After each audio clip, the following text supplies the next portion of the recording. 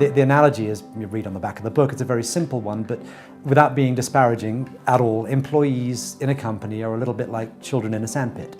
When you have the right children in a sandpit, they'll play nicely together. For me, a happy sandpit underpins everything. I think organizational culture, or culture in general, is everything. I think it becomes the fibre of your business. I think it's number one. You know, if organizational culture is wrong or not all aligned, you can't build a business. I am firmly of the view that if you want to build something, you don't actually need money, you just need people. You get the right people on board, you're going to do amazing things. So it relates to how your staff treat each other, it relates to how your staff treat customers, it relates to how your customers interact with you. You're not going to get people to rally to any particular cause or to give of their best to you unless they really believe in what the company is all about, believe that they're part of a team and want to excel and not let the rest of that team down.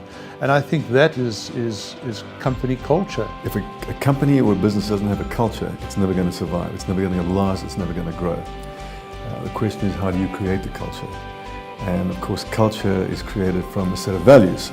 And if your organizational culture doesn't promote the values that you want outside people to see, I believe you cannot succeed as a business.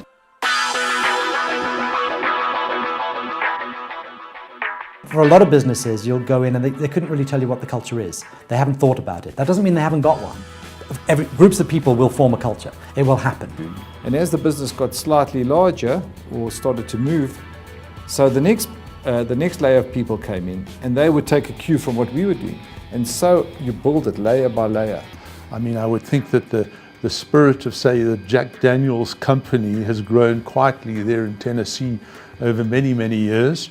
Whereas the spirit of Google has been developed very instantaneously and very quickly, and it's become a global monster. So it becomes a bit of both.